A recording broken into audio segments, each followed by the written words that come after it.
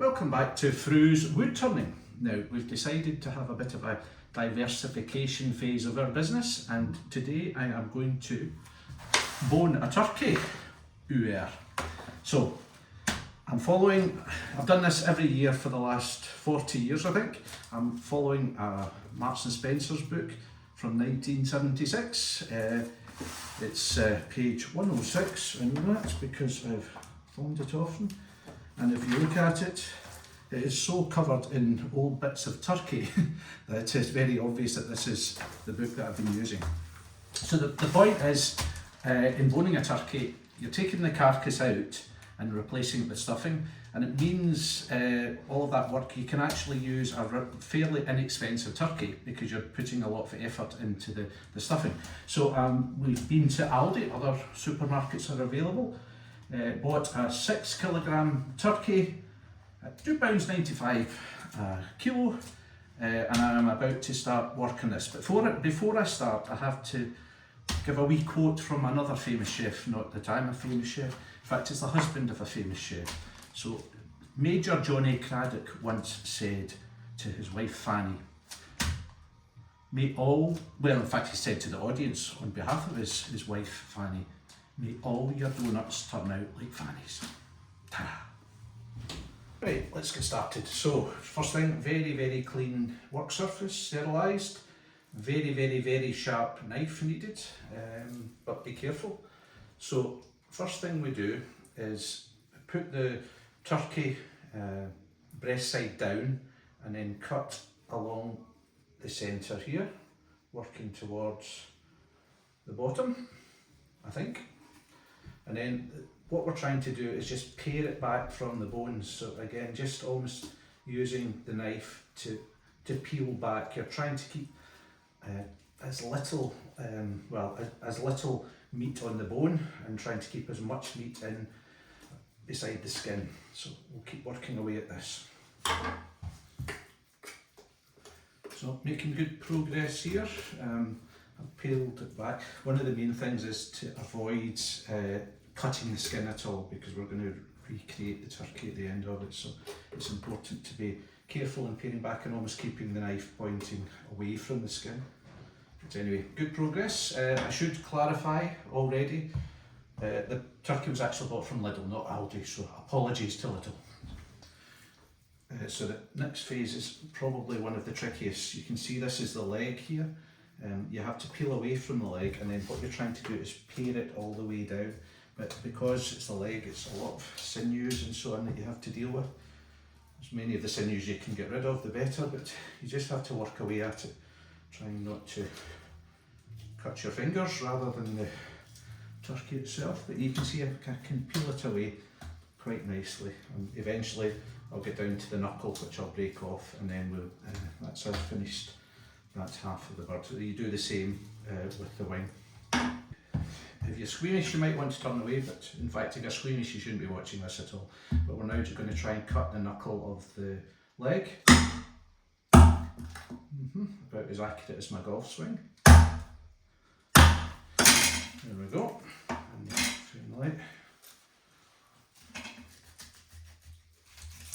there we go. So that's the knuckle off, and we can just almost pull the leg out, and that's success. So that is the leg with all its meat on, and I've now completed half of the turkey. So just about to do the next leg. Let's see what we can do here. A bit more accurate this time. Nope. Yep.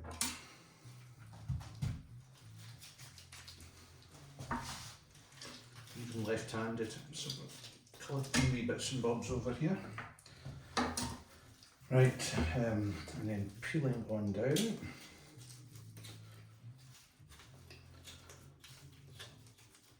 Okay, I've also done exactly the same with the wings as I've done for the legs. So I've cut off a knuckle and then pared down and released them.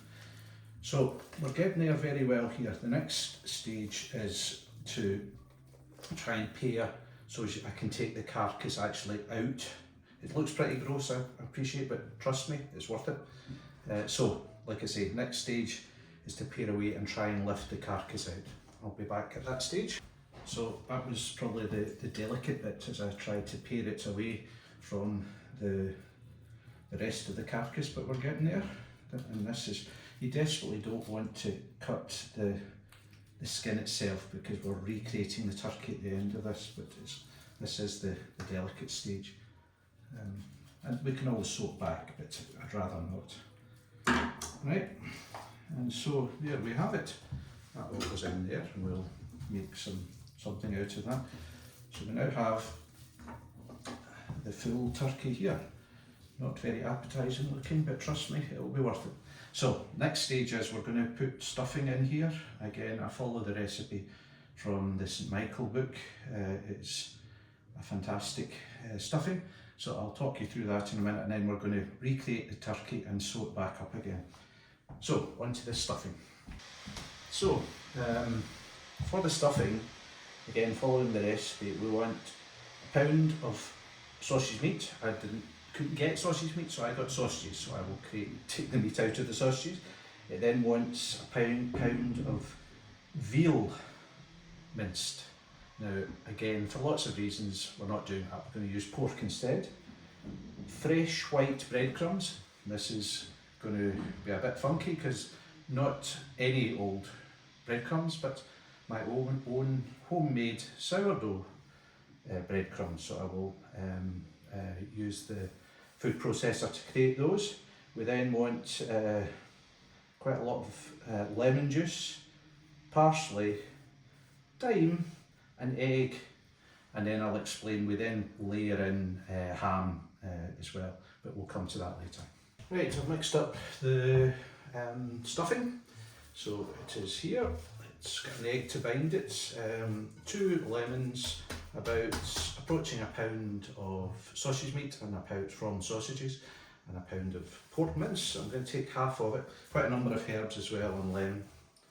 So I'm going to just spread this neatly, but it's hard to do anything neat in this situation, but bear with me. So we spread it out on top of the carcass, then taking the sliced ham, nice good quality sliced ham, placing it on top, and then the second half of the stuffing. And what we're trying to do is create a sort of layered effect, and effectively in taking the bones out, I'm replacing them with stuffing. So when I sew it back up, it's never going to look like a turkey again, but it's going to take a shape, and this is when we do this. And I will sew this all up and try and recreate as close to turkey as possible. So that is the next stage. Okay, so now sewing up the bird. Going well. Maybe not going to win any aesthetic awards, but it's doing the job. The other thing is you poke the legs and wings inside, so they'll cook inside along with the rest of the turkey. Coming to the end here.